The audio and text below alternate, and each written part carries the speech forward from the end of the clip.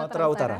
Selamat sore pemirsa, Sumatera Utara hari ini hadir menjumpai Anda, memperbarui informasi Anda seputar Sumatera Utara. Edisi Rabu 30 November 2022. Bersama saya Muhammad Budi SR. Dan saya Widya Utami Putri, sejumlah informasi telah dirangkum tim redaksi kami untuk Anda. Dan berikut Sumatera Utara hari ini selengkapnya.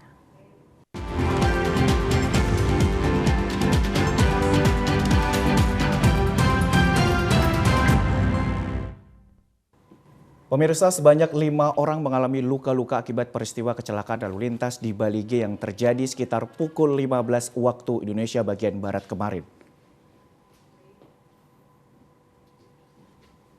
Laka lantas laga kendaraan sesama jenis Toyota Kijang Innova ini terjadi pada kilometer 5 Jalan Bypass Bali G yaitu di Lumban Gorat. Kecelakaan lalu lintas ini terjadi saat berpapasan dari arah yang berlawanan. Peristiwa ini sedang dalam penanganan petugas Lantas Polres Toba. Salah seorang kerabat korban, Anwar Pangaribuan, mengatakan dari informasi salah seorang supir akibat laka lantas ini sebanyak 5 orang mengalami luka-luka. Para korban sudah dievakuasi ke Rumah Sakit Umum HKBP Bali G yang mendapatkan perawatan. Diduga salah satu mobil yang mengalami kecelakaan ini melaju dengan kecepatan tinggi dan melenceng dari jalur. Yang mobil satu lagi yang arah dari mau ke Longat, balik ke Longat itu menghampiri ke sini. Jadi supir yang satu lagi udah coba mengelak tapi tetap juga terjadi kecelakaan. Posisi mobil tersebut kencang Pak ya? Kalau menurut supir yang Pak Siegian itu lumayan Pak katanya. Peristiwa ini dibenarkan Kanit Lantas Polres Toba, Ibda MS Denggolan, saat ini melakukan evakuasi terhadap kedua kendaraan. Polres Toba saat ini masih melakukan evakuasi kendaraan dan selanjutnya melakukan identifikasi kondisi korban dan penyebab terjadinya laka lantas ini. Hasil identifikasi sementara akibat laka lantas ini sebanyak 5 orang mengalami korban luka, yakni pengemudi dan penumpang kedua kendaraan yang mengalami peristiwa laka lantas ini. Melaksanakan evakuasi, melaksanakan mengamankan barang bukti ke pinggir jalan nantinya kita bawa ke kantor.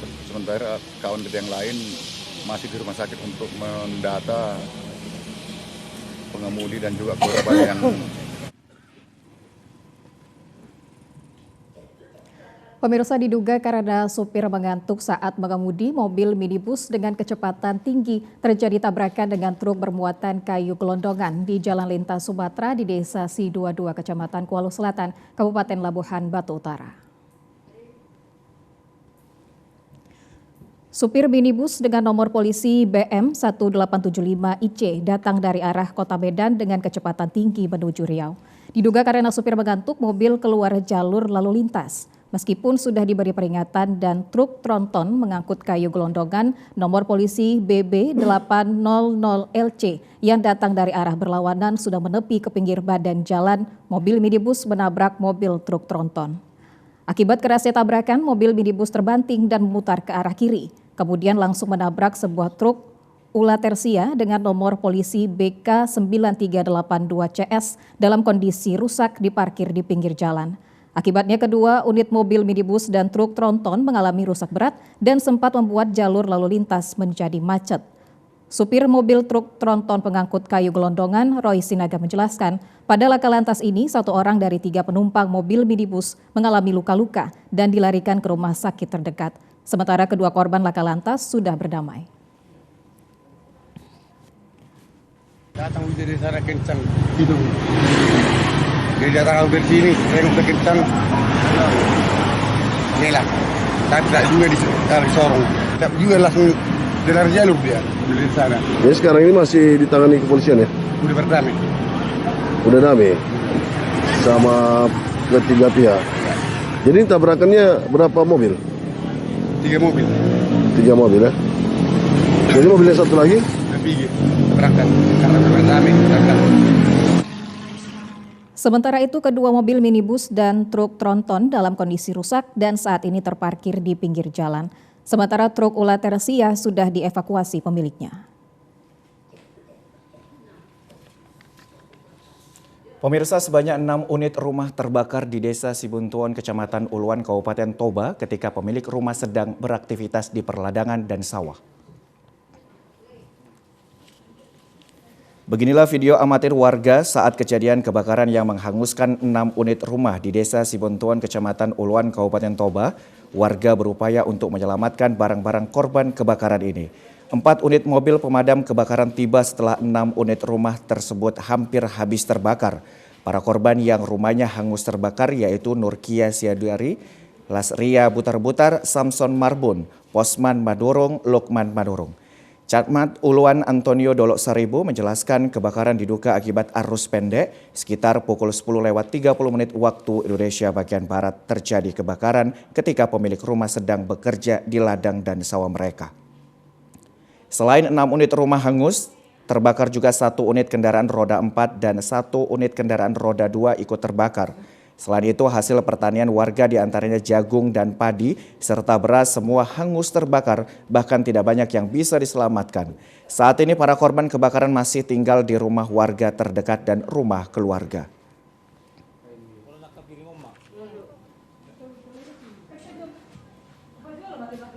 Untuk kejadian kebakaran di Desa Sibuntuon, Kecamatan Uluan, ini ada 6 rumah, tapi yang menempati ada 7 kakak, 8 kakak. Ini kejadiannya sekitar jam 10.30 tadi pagi, dan diduga untuk sementara itu dari arus pendek. Juga kita akan membuat tenda darurat yang dari Badan Penanggulangan Bencana Daerah dan dapur umum dari Dinas Sosial. Sementara itu, salah seorang pemilik rumah yang sedang berada di Jakarta pada kejadian kebakaran ini menyatakan tidak ada korban jiwa, akan tetapi kerugian ditaksir ratusan juta rupiah. Informasi selanjutnya pemirsa, pasca banjir yang melanda Kecamatan Serampah, Kabupaten Serdang Bedagai, sejumlah sekolah melakukan pembersihan gedung sekolah, diantaranya di SMK Negeri 1 Serampah. SMK Negeri 1 Serampah, Kabupaten Serdang Bedagai saat ini sedang melakukan pembersihan gedung sekolah untuk mengikuti kembali pembelajaran secara tatap muka, menyusul sebelumnya melaksanakan pembelajaran secara daring akibat dilanda banjir. Sekolah ini selama dilanda banjir akibat luapan Sungai Rampah dan jebolnya tanggul di hulu sungai ini tidak melakukan pembelajaran secara tatap muka dan dilakukan secara daring. Para siswa bersama dengan guru bersama-sama membersihkan ruangan guru. Sejumlah peralatan sekolah yang ikut terendam air, diantaranya bangku dan peralatan mengajar lainnya juga dibersihkan. Siswa sekolah Nadia dan Teguh mengatakan sejumlah ruang belajar dan ruang guru dipenuhi lumpur. Para siswa terus melakukan pembersihan ruangan dengan menyiramkan air dan melakukan pengepelan secara bertahap. Nadia dan Teguh berharap agar pemerintah segera mengatasi banjir agar sekolah ini tidak terendam air lagi. Karena habis kebanjiran, bisa mengajarnya nanti setelah bersih-bersih. Jadi udah berapa lama kebanjiran sekolah ini? Kalau nggak salah 2 pekan lah. 2 pekan. Harapannya ya semoga aja ini udah nggak banjir, dapat bantuan lah kayak gitu. Seperti ngepel kelas, nyapu halaman, Ya. terus sama ngelap-ngelap jendela, ya sekitar gitulah Pak. Ruangannya kenapa? BC apa lumpur atau semua? Ya berlumpur Pak, karena kan di sini kan kebanyakan ada air dari kolam, jadi lumpurnya terbawa ke kelas. Sementara Kepala SMK Negeri 1 Serampah Rizal ketika dikonfirmasi menyatakan saat ini pihak sekolah sedang melakukan pembersihan karena akan dilaksanakan belajar tatap muka. Pemirsa, proyek galian perbaikan dan pelebaran jalan nasional di Kabupaten Mandailing Natal ditinggalkan kontraktor mengakibatkan arus lalu lintas macet dan rawan kecelakaan. Proyek galian perbaikan dan pelebaran jalan di Kabupaten Mandailing Natal saat ini tidak dikerjakan pihak perusahaan Jaya Konstruksi selama 3 minggu terakhir. Bahkan proyek perbaikan jalan nasional sepanjang 64 meter menyisahkan galian dan belum ditutup di bahu jalan, sehingga berpotensi mengakibatkan kecelakaan bagi pengendara yang melintas dan menimbulkan kemacetan arus lalu lintas. Bupati Mandailing Natal Muhammad Jakfar Sukhairi Nasution sangat menyesalkan atas pekerjaan kontraktor yang tidak serius dalam mengerjakan proyek. Sebelumnya pemerintah kabupaten sudah menyurati pihak perusahaan agar proyek galian jalan ini ditimbun kembali agar tidak menimbulkan korban kecelakaan. Pemerintah Kabupaten Mandailing Natal menyatakan jika permintaan Pemkab tidak dipenuhi pihak perusahaan, maka pemerintah Kabupaten Mandailing Natal akan melarang pihak kontraktor menggunakan jalan kabupaten. Sudah 3 kali telepon Kadis BU agar cepat ditutup karena itu fasilitas umum jalan nasional. Berawan kali kecelakaan, macet, gaya konstruksi profesional. 3 minggu dilakukan pembiaran galian yang berpotensi sangat, galiannya juga dalam itu. Ya pemirsa, beragam informasi menarik lainnya masih akan kami hadirkan usai jeda berikut. Tetaplah bersama kami di Sumatera Utara hari ini.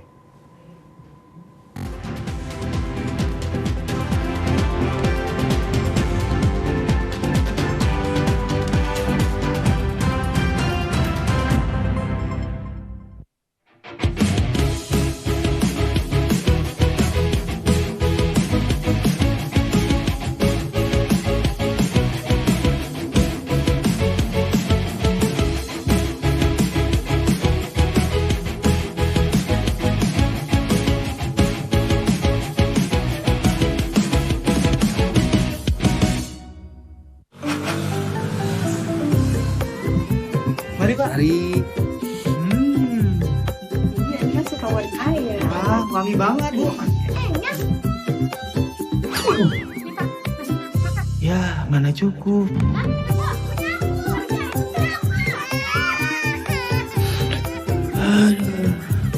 KB pria penting untuk perencanaan keluarga dan mencegah anak stunting. Pria ber-KB itu keren.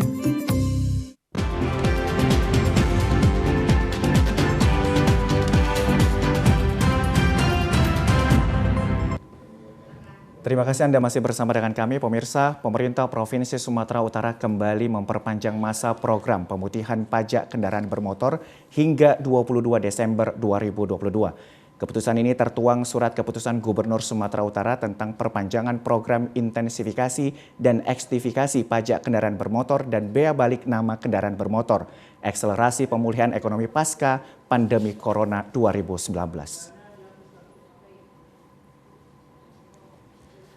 Hal tersebut disampaikan Kepala Badan Pengelola dan Retribusi Daerah BP2RD Sumatera Utara Ahmad Fadli bersama Kasih STNK Direktorat Lalu Lintas Polda Sumut Kompol Anggun Adika serta Kepala Cabang Jasara Harja Sumatera Utara Tamrin Silalahi pada jumpa pers di kantor Jasara Harja Jalan Gatot Subroto Medan pagi tadi.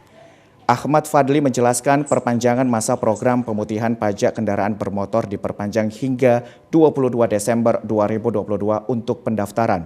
Namun untuk pembayaran bisa dilakukan sampai pada tanggal 30 Desember 2022. Disampaikan perpanjangan program ini untuk meringankan beban masyarakat Sumut dalam membayar tunggakan pajak kendaraan bermotor. Fadli menyebutkan pemutihan pajak sama dengan program sebelumnya, yaitu pembebasan denda PKB, pembebasan bea balik nama kendaraan bermotor, BBNKB kedua, pembebasan denda BBNKB kedua, dan pembebasan tunggakan PKB tahun keempat ke atas.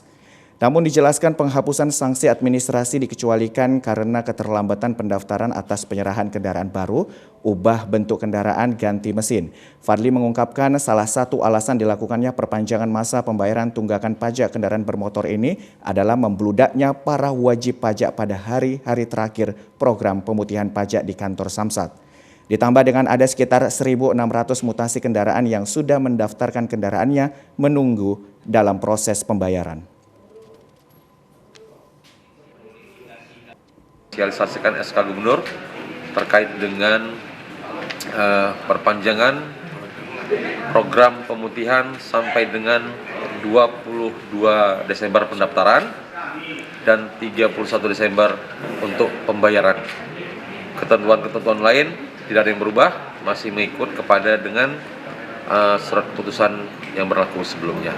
Harapan kami semua kepada rekan-rekan teman-teman pers, mohon kiranya kami dibantu, informasikanlah ini kepada seluruh masyarakat di wilayah Provinsi Sumatera Utara. Sementara itu, Kasih STNK Direktorat Polda Sumatera Utara Kompol Anggun Adika Putra menjelaskan saat ini jumlah kendaraan bermotor di Sumatera Utara berjumlah 7 juta kendaraan. Namun potensi pembayaran pajak ada berjumlah 3 juta kendaraan bermotor. Dengan demikian ada sekitar 4 juta kendaraan bermotor yang diperkirakan sudah tidak beroperasi kembali dikarenakan rusak, hilang atau mengalami laka lantas. Anggun menghimbau masyarakat memanfaatkan program ini karena program pemutihan pajak kendaraan bermotor belum tentu dilaksanakan berkesinambungan pada tahun-tahun ke depan. Ditertibkan atau dilaksanakan ya undang-undang ini diharap masyarakat dapat lebih taat membayar pajak. Dengan adanya pemutihan ini merupakan kesempatan. Dalam kita bisa lihat itu ada bahasa kesempatan terakhir.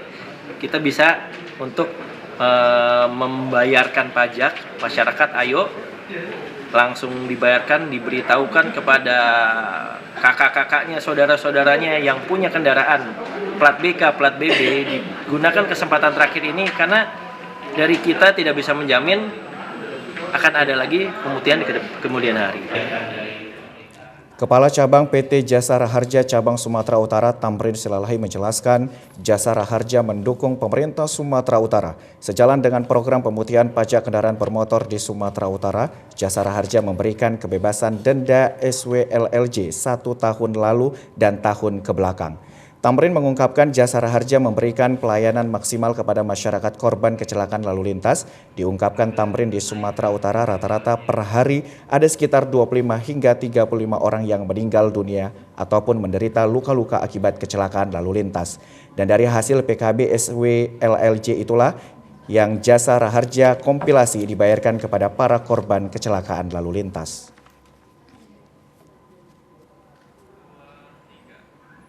Sampaikan bahwa Jasara Harja juga mendukung program pemerintah daerah. Jadi Jasara Harja memberikan pembebasan denda SWDKLLJ tahun lalu dan tahun-tahun lalu.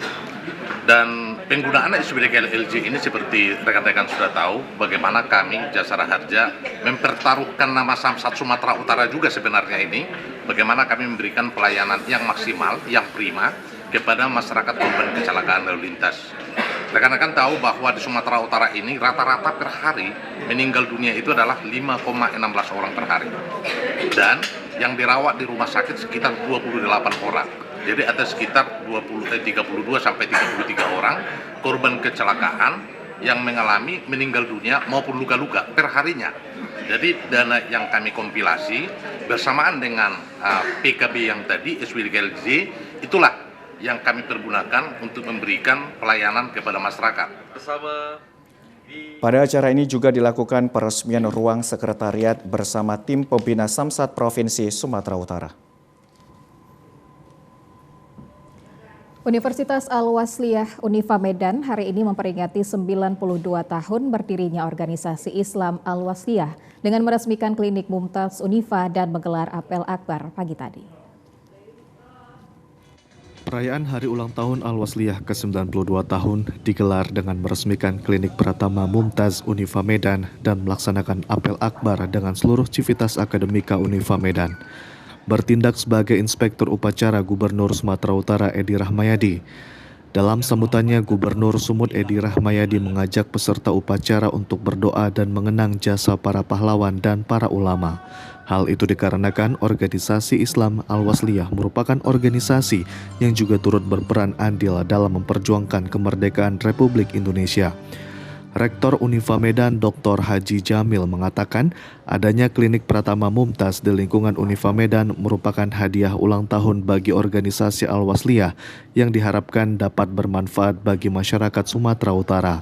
Guna menjadikan universitas terbaik di Sumatera Utara, kampus Unifa terus melakukan berbagai inovasi, yakni dengan menghadirkan fakultas baru seperti Fakultas Kesehatan Masyarakat hingga kedokteran, kampus pasca sarjana, dan rumah sakit, sehingga Unifa dapat berbakti dan mengabdi kepada masyarakat, bangsa, dan negara. Alhamdulillah, selamat ulang tahun HUT Al-Wasliyah ke-92. Hiduplah Wasliyah zaman berzaman.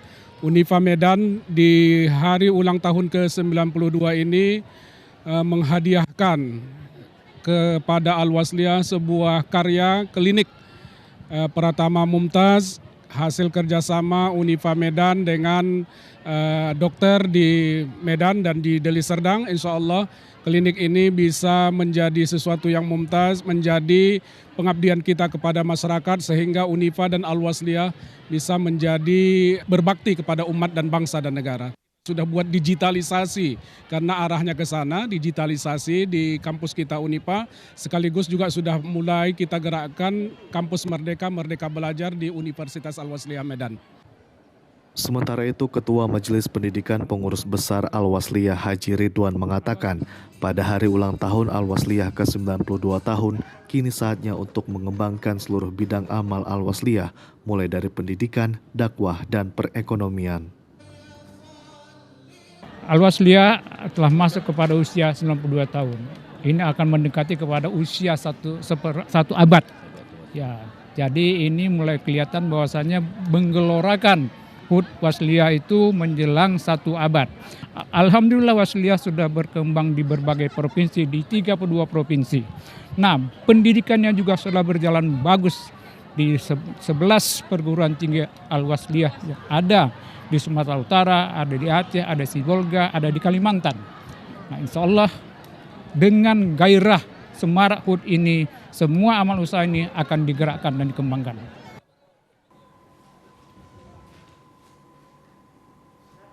Pemirsa, Universitas Muslim Nusantara UMN Al-Wasliyah selalu melakukan perubahan untuk mendukung sarana dan prasarana perkuliahan dengan pembangunan gedung baru pasca sarjana yang terletak di kampus Muhammad Yunus di Jalan Stadion Gedung Arca Medan.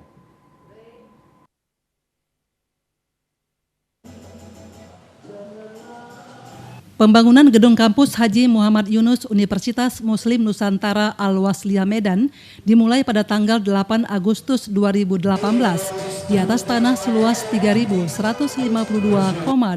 meter persegi, memiliki 5 lantai, dilengkapi berbagai fasilitas dan menjadi pusat perkuliahan mahasiswa pasca sarjana, yaitu Magister Pendidikan Matematika, Bahasa Indonesia, Bahasa Inggris, dan Ilmu Hukum.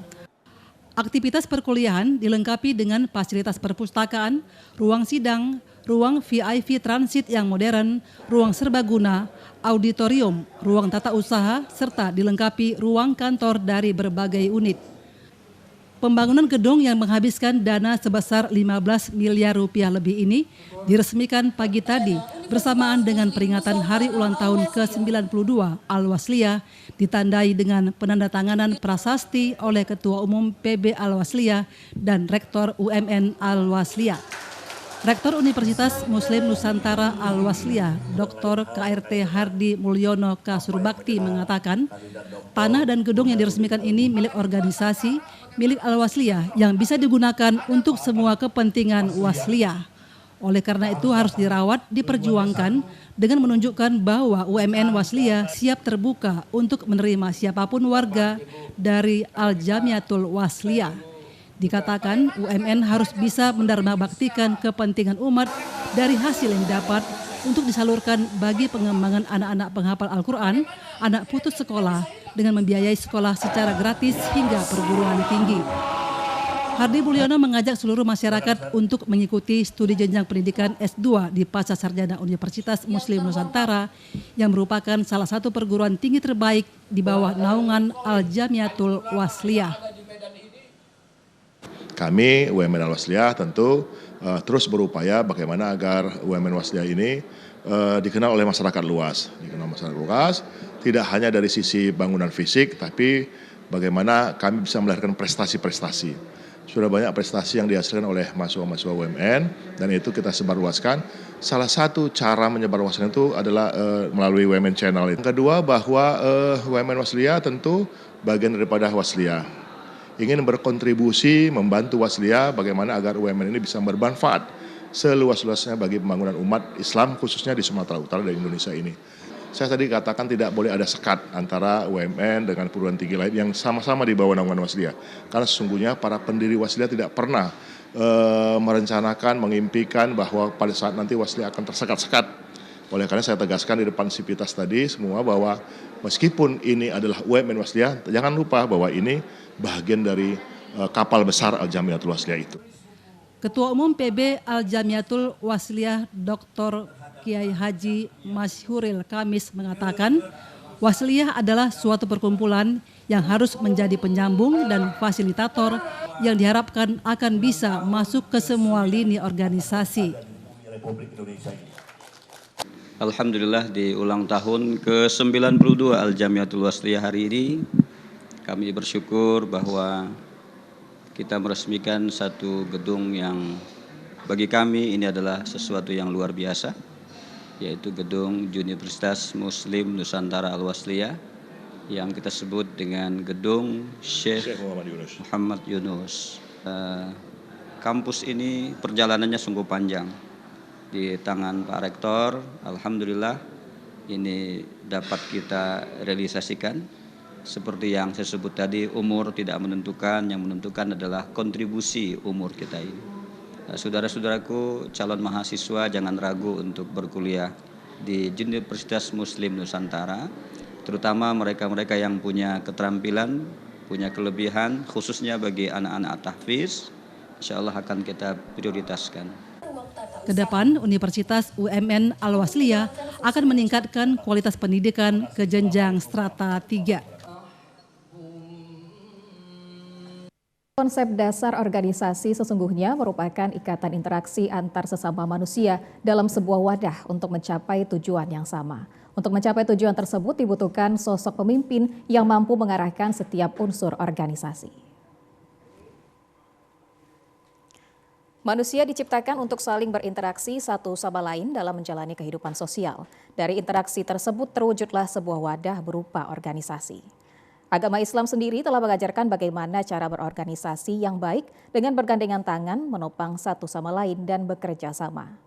Yayasan Al-Azhar Asy-Syarif Sumatera Utara membimbing para siswanya untuk memupuk jiwa berorganisasi sejak dini dengan melantik Presiden dan Wakil Presiden Organisasi Santri dan Santriwati Al-Azhar Asy-Syarif OSA periode 2022-2023 pagi tadi. Pelantikan tersebut sebagai tanda pengesahan Presiden terpilih OSA Ikhwan Al-Wasfi Raufal dan Wakil Presiden Muhammad Ahwan Habib Hasibuan. Sementara Presiden terpilih OSA Ahwat Firial Zahra dan wakilnya Keiko Al-Husna untuk memegang tonggak kepemimpinan baru dalam 1 tahun ke depan. Dengan terpilihnya Presiden dan Wakil Presiden OSA yang baru, Direktur Islamic Boarding School Al-Azhar Asy-Syarif Sumut Muhammad Adian mengungkapkan, Yayasan selalu mendukung setiap program kegiatan OSA untuk mengembangkan potensi diri para siswa. Dr. Haji Maratua ini, yang mana pembinanya adalah Buya Dr. Haji Maratua, sangat mendukung seluruh kegiatan peminatan siswa dan siswi, santri dan santriwati dari sekolah Al-Azhar Asy-Syarif Sumatera Utara ini. Artinya melalui OSA ini, organisasi santri dan santriwati, yang dijadikan sebagai laboratorium pengkaderan, maka seluruh program kerja yang diusulkan oleh peserta didik, santri dan santriwati akan disupport dan didukung oleh yayasan baik secara fikroh, girroh, harakoh, dan juga amaliyah. Pilih OSA Ahwat mengungkapkan telah menyiapkan sejumlah inovasi program untuk 1 tahun masa kepemimpinannya ke depan. Presiden dan Wakil Presiden OSA terpilih siap merangkul seluruh siswa untuk mengembangkan kompetensi yang dimiliki tanpa meninggalkan kegiatan akademik mereka. Pemirsa, Bank Indonesia melakukan pertemuan tahunan dengan tema memperkuat ketahanan dan kebangkitan menuju Indonesia Maju.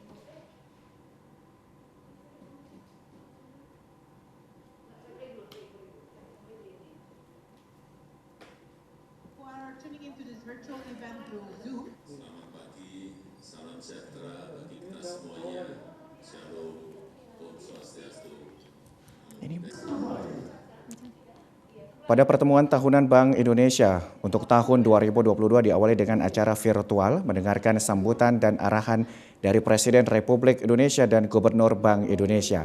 Deputi Kantor Perwakilan Bank Indonesia Sumatera Utara Ibrahim mengatakan terkait dengan arahan Presiden Republik Indonesia Joko Widodo dan Gubernur Bank Indonesia, tantangan pada tahun 2023 terkait dengan ancaman resesi ekonomi dunia sehingga harus menjadi perhatian semua pihak.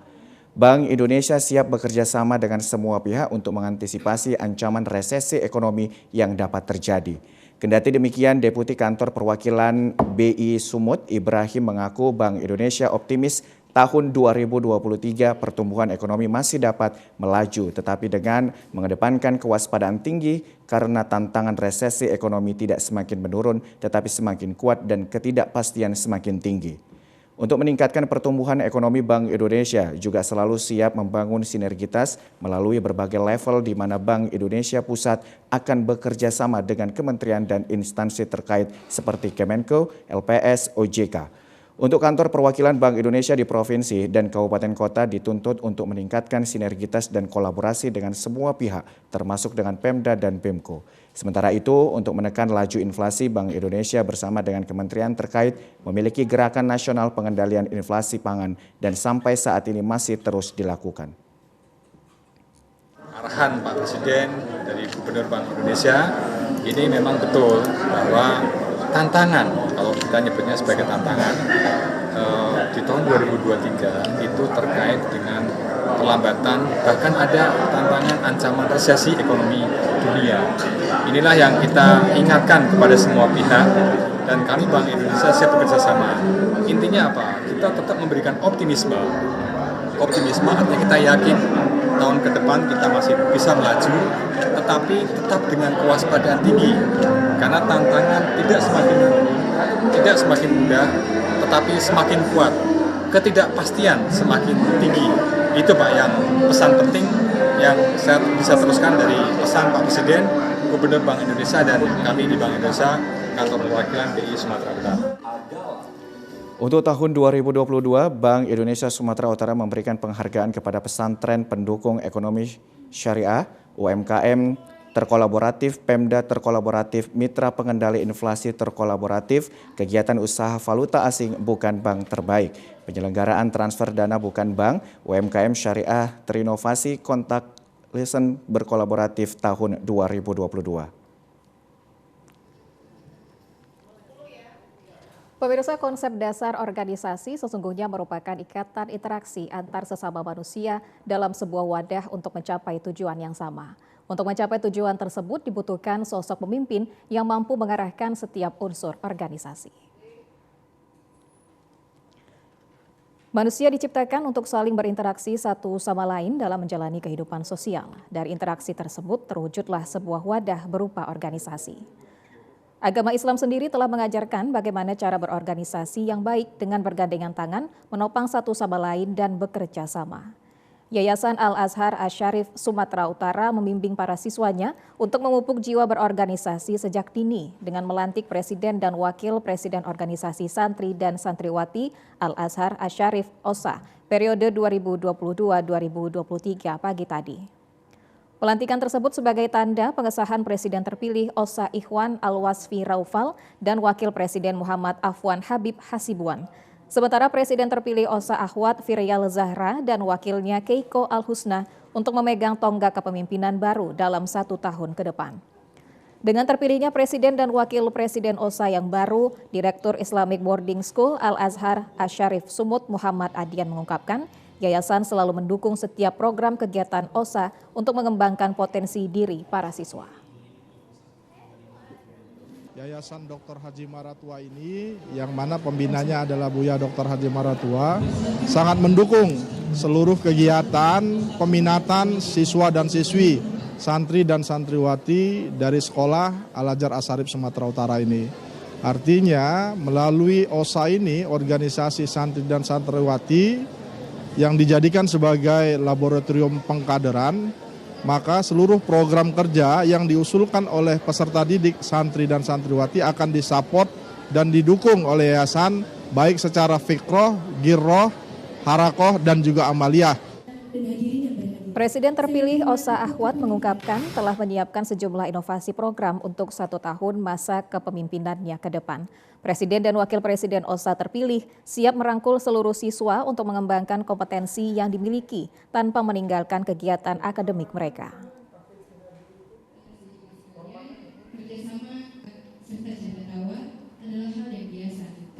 Okay, maybe we have new programs Jadi kita udah diskusi soal program baru bareng-bareng. And then mungkin program yang sebelumnya bakal dilanjuti juga kalau misalkan dia kurang maksimal yang kemarin. Jadi ya we hope we do better from the previous OSA. Mungkin yang pertama kita pikirkan itu kesadaran diri dari masing-masing orang. And then someone of course needs a motivation from their self. Pasti seseorang itu punya motivasi dalam diri. Jadi mungkin untuk merangkul, kita bakal tumbuhkan terus kesadaran diri dari orang tersebut. Kita rangkul bareng-bareng, nanti kita diskusi bareng-bareng. Informasi menarik lainnya masih akan kami hadirkan usai jeda berikut. Tetaplah bersama kami di Sumatera Utara hari ini.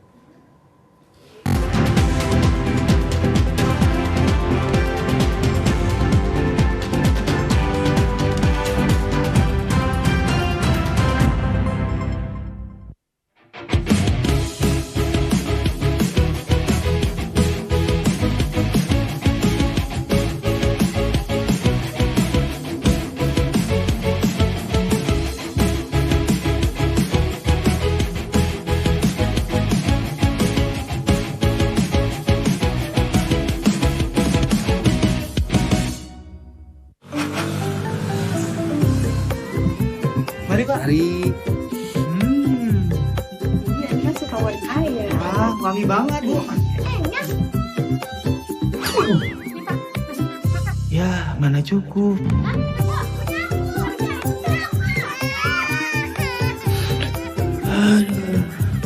KB pria penting untuk perencanaan keluarga dan mencegah anak stunting. Pria ber-KB itu keren.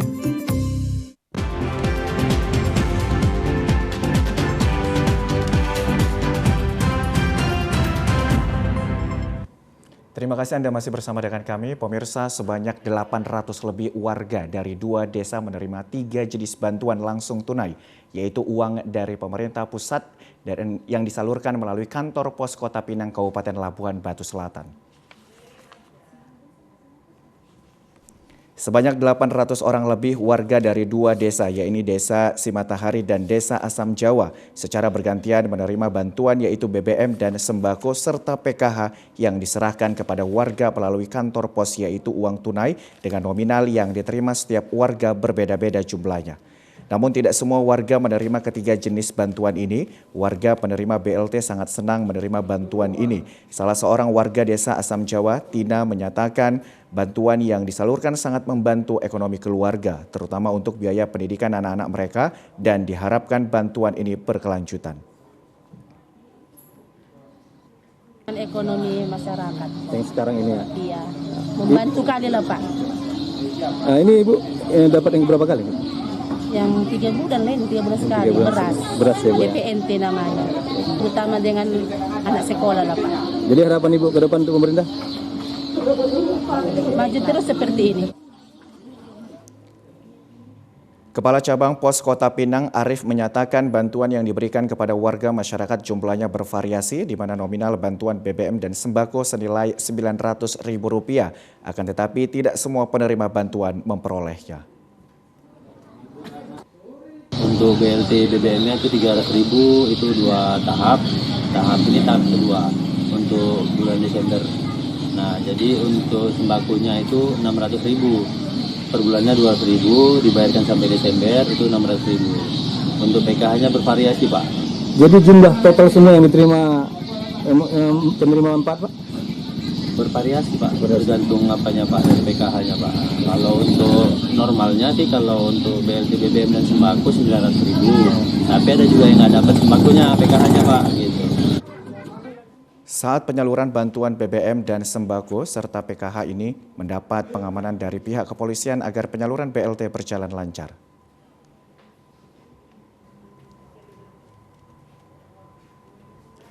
Di tengah peringatan Hari Guru ke-77 tahun untuk tingkat Provinsi Sumatera Utara, keberadaan stand SMK Pusat Keunggulan PK ternyata mendapat atau mengundang perhatian dari para masyarakat atau pengunjung. Beginilah stan-stan SMK baik sekolah SMK negeri maupun sekolah SMK swasta pusat keunggulan yang digelar pada peringatan Hari Guru ke-77 tahun 2022 untuk tingkat Provinsi Sumatera Utara di Lubuk Pakam, Kabupaten Deli Serdang. Kehadiran atau keberadaan stan SMK pusat keunggulan ini adalah sebagai sarana untuk memperkenalkan lebih dekat lagi dengan warga tentang SMK Pusat Keunggulan, sekaligus sejauh mana upaya yang dilaksanakan pihak SMK dalam menciptakan sumber daya manusia para siswa jika kelak telah tamat dari sekolah agar mampu menjadi pelaku dunia usaha di tengah masyarakat. Seperti halnya keberadaan stan SMK Negeri 9 Medan yang berada di Jalan Patriot, Kecamatan Medan Sunggal dengan dipimpin kepala sekolah bersama dengan para guru dan siswa melayani para pengunjung dengan memberikan informasi seputar keberadaan SMK ini setelah menjadi salah satu SMK pusat keunggulan di Sumatera Utara. Walau stan ini hanya 1 hari digelar, warga masyarakat dapat memperoleh informasi secara lengkap tentang bagaimana sebenarnya keberadaan SMK Pusat Keunggulan yang saat ini masih terbatas jumlahnya di Sumatera Utara. Suasana yang sama juga terjadi di stan SMK Negeri 5 Medan yang berada di Jalan Timor, Medan Timur. Di stan SMK Negeri 5 Medan, warga juga dilayani kepala sekolah bersama para guru dan siswa untuk memberikan informasi tentang sekolah ini yang juga menjadi salah satu sekolah pusat keunggulan di Sumatera Utara. Demikian halnya untuk SMK swasta Budi Agung yang berada di Jalan Platina Raya Medan, Marelan, juga memberikan informasi secara lengkap bagi warga atau pengunjung di stan sekolah ini yang juga dipimpin kepala sekolah bersama guru-guru termasuk siswa-siswi. Ketiga sekolah SMK ini juga menjadi SMK yang mendapat penandatanganan prasasti Gedung Pusat Keunggulan oleh Gubernur Sumatera Utara Edi Rahmayadi usai pelaksanaan peringatan Hari Guru ke-77 tahun 2022 tingkat Sumatera Utara yang dilaksanakan Sabtu lalu di alun-alun Pemkab Kabupaten Deli Serdang.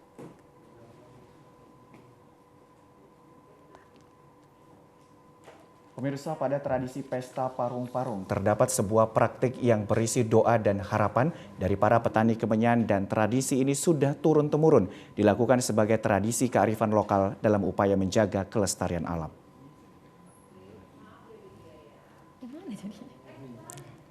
Inilah tradisi pesta parung-parung yang diawali dengan ibadah bersama oleh seluruh pemangku kepentingan adat dan masyarakat Simardangiang.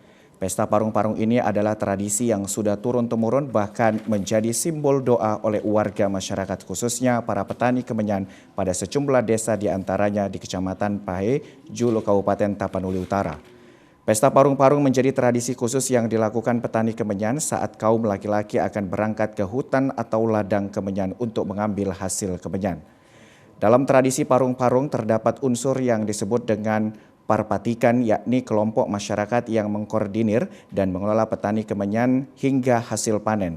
Selain itu, setiap petani yang telah menjual hasil panen kemenyan miliknya akan menyisihkan 2% dari hasil penjualan kemenyan kepada pengurus parpatikan sebagai syarat atau aturan hukum adat dalam kelompok petani kemenyan seperti di Desa Simardangiang ini. Pada pesta parung-parung ini hadir Bupati Tapanuli Utara Nixon Nababan dan anggota DPR Taput Jimmy Tambunan serta unsur masyarakat adat dan lembaga sosial di Desa Simardangiang pada pesta parung-parung yang digelar kemarin di Desa Simardangiang. Pada pesta parung ini disajikan kue itak khusus yang sebelumnya secara diam-diam telah dipersiapkan kaum ibu sebagai simbol doa kepada Tuhan dengan harapan agar kiranya getah kemenyan yang dipanen sebesar itak. Dalam pesta parung-parung ini, salah satu hal yang menarik di mana petani yang sedang melakukan penyadapan pohon kemenyan meneriakkan kalimat parung dan petani lain mendengar teriakan ini akan menyahut parung sambil memakan kue itak.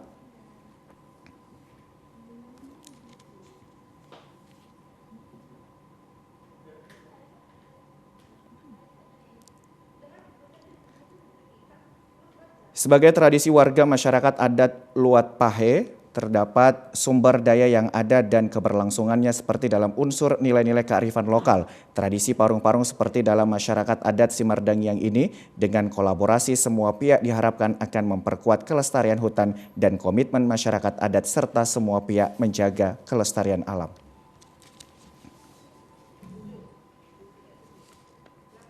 Pemirsa, informasi menarik lainnya masih akan kami hadirkan usai jeda berikut. Tetaplah bersama kami di Sumatera Utara hari ini.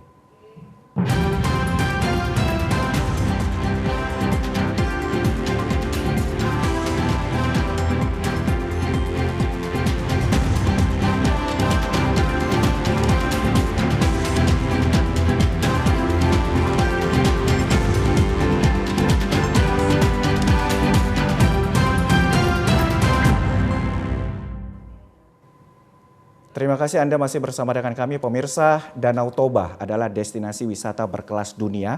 Pasalnya setelah mendapatkan pengakuan dari UNESCO Global Geopark, pemerintah sebagai destinasi super prioritas.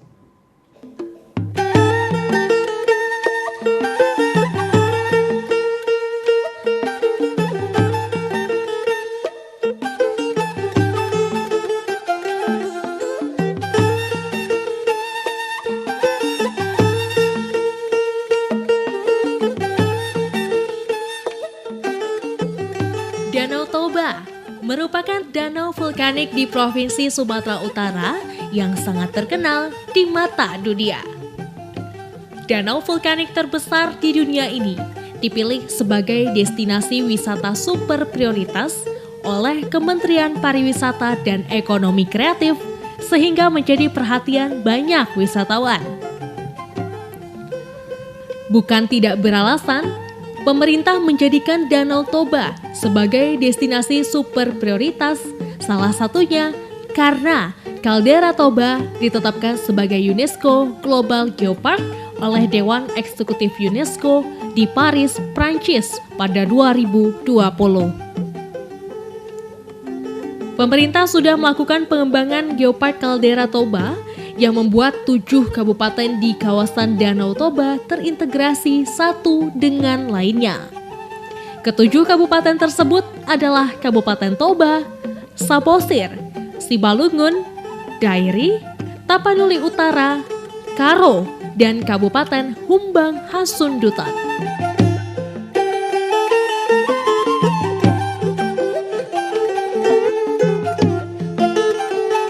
Saat ini, pemerintah dan pihak swasta melakukan kerjasama dalam hal pembangunan Bandara Silangit agar para wisatawan lebih cepat menjangkau kawasan Danau Toba.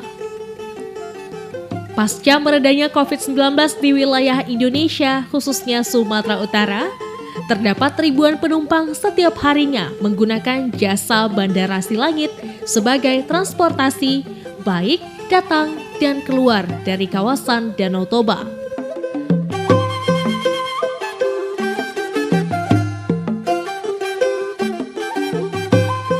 Sebagai bukti keseriusan pemerintah dalam membangun kawasan strategis pariwisata nasional, saat ini infrastruktur jalan yang menghubungkan 7 kabupaten di kawasan Danau Toba sudah dalam kondisi baik.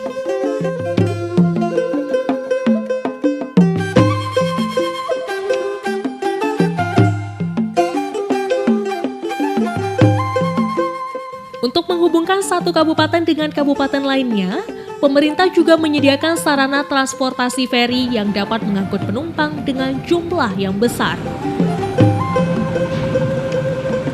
Di setiap kabupaten, saat ini terdapat dermaga besar yang menjadi akses keluar masuk wisatawan yang berkunjung ke Danau Toba.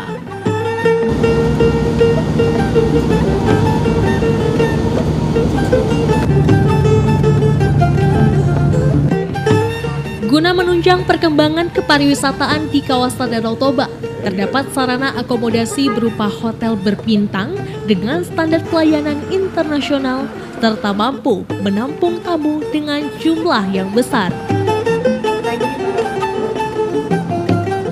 Pasca pandemi COVID-19, tingkat hunian hotel di kawasan Danau Toba mengalami peningkatan yang signifikan, khususnya pada setiap hari libur.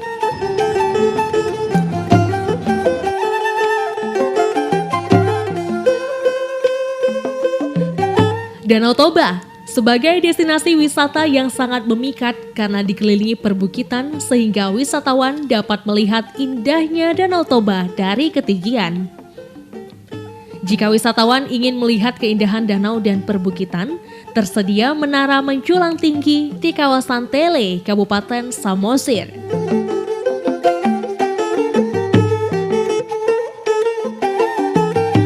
Peninggalan sejarah yang sudah berusia ratusan tahun juga terdapat di setiap kabupaten yang ada di kawasan Danau Toba. Bahkan, setiap wisatawan yang datang akan disuguhkan kebudayaan lokal berupa tarian tortor.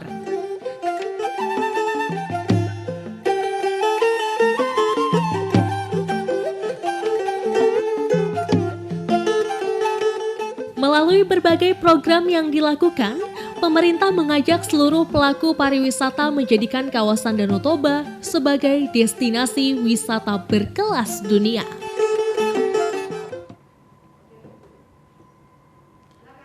Pemirsa, informasi tadi menutup perjumpaan kita pada program Sumatera Utara hari ini. Saya Muhammad Budi SR. Dan saya Widyotami Putri pamit undur diri dari hadapan Anda. Terima kasih, selamat sore, dan sampai jumpa.